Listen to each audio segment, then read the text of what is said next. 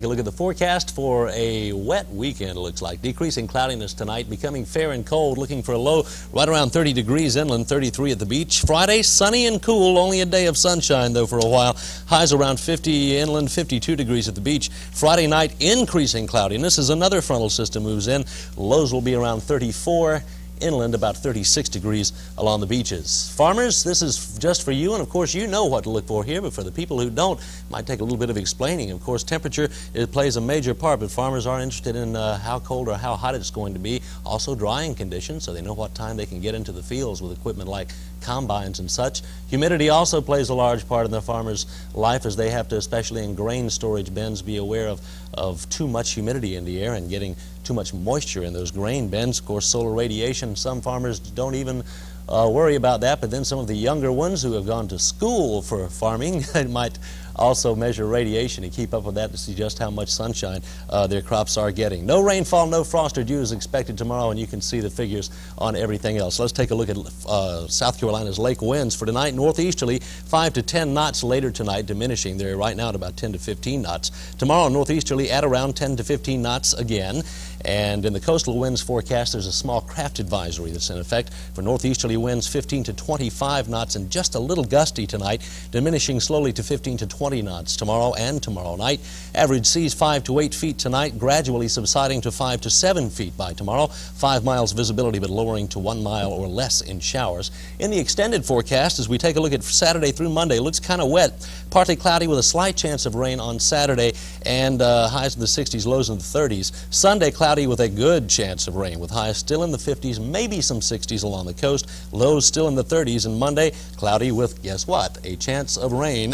Highs will be in the 50s, lows in the 30s. Looks like it's going to be a lot damper weekend than we thought. Okay, break out that umbrella. That's for sure. Okay, thank you very much, Steve. When Action News 15 continues, Rick Henry will join us for a complete look at sports. The Super Bowl hype continues, and the Patriots backfield says it can take the heat from the Fridge and Company. Stay with us.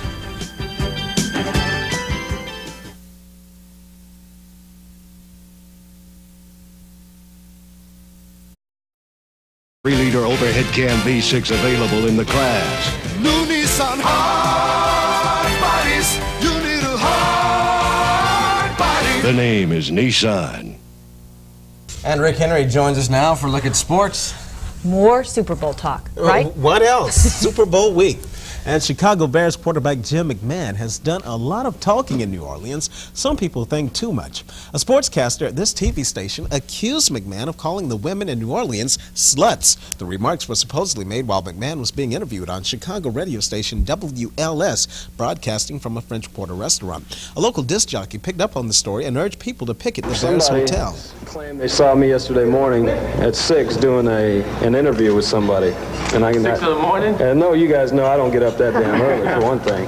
But he claims he overheard me saying, I called, I guess, the women of New Orleans sluts, which is totally off the wall. I wasn't there for one thing. I didn't say it for another.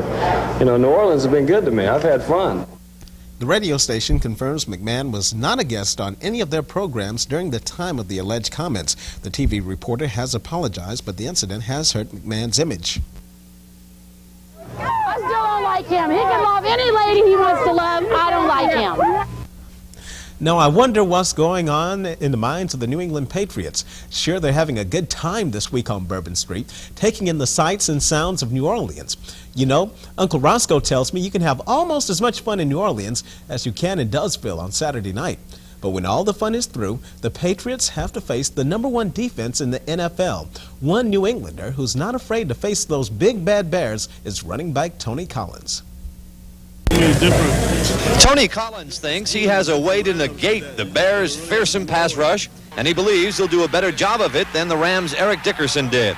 At 5'11", 212 pounds, Collins isn't afraid of huge defensive linemen. The big guys, I cut them. Meaning what? I go low, and I chop them down. How do you cut a refrigerator? Easy, very easy. You hit somebody on their knees, I don't care how big they are, they're going to go down. Tony Collins has done more than cut linemen down. He's been a valuable receiver coming out of the backfield. The Patriots plan on throwing to their backs a lot against the Bears. Chicago's defense has been barking at opposing players in the playoffs as a form of intimidation. Will the barking bother Tony Collins? Don't bother me now. What would you do if they did bark at you? Nothing. Still carry out my assignment, still do what I'm told, and carry out my play, and hopefully score a touchdown on them and see how much they bark. Will Tony Collins silence the barking Bears? Sunday's Super Bowl will answer that question. From New Orleans, this is Tom McDonald reporting. Without a doubt, the refrigerator has to be running up a super grocery bill during Super Bowl week. With all of those fine restaurants in New Orleans, the fridge has to be in hog heaven. But Mama Perry was in New York today for an appearance on Good Morning America. Does the refrigerator's mother worry about her little William? Well, yes, I was concerned about William hurting some of the players, but I wasn't concerned about anybody hurting William. No, about his getting hurt. Right, I figured that he was big enough to take care of himself. And yes, tonight on WPDE TV, Clemson, South Carolina basketball. Tip-off time is 7. Don't do that again. Now, the Tigers will be out to end a 3-game losing streak. The Gamecocks will be trying to avenge an early season loss to the Boys in Orange. Again, tip-off time in Columbia, 7 p.m. You can catch all the action right here on WPDE TV. Now, you wild and crazy guys, some foxy ladies can be found out at Francis Marion College.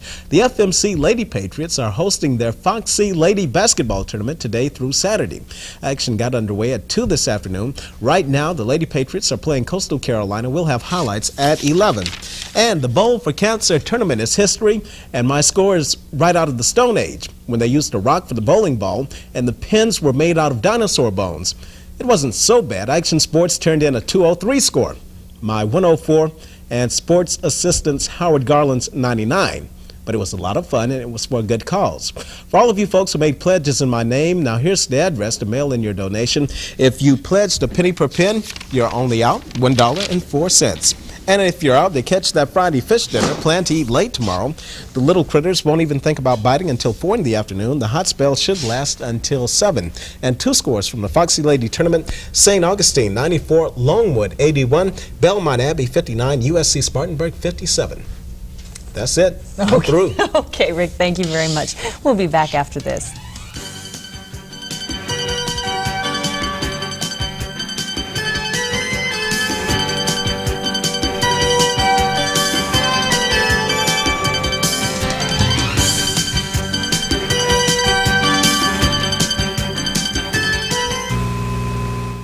This is Stephen Gear in New York.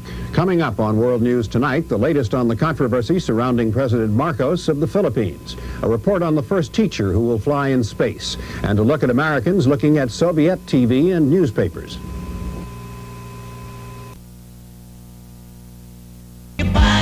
For this edition of Action News 15. Thanks for joining us. Before we go, we'd like to take one more look at farms and farmers and farm families in this visual essay edited by Yuzi Brown. Join Yuzi Brown and me tonight for the late edition of Action News at 11. Until then, good night.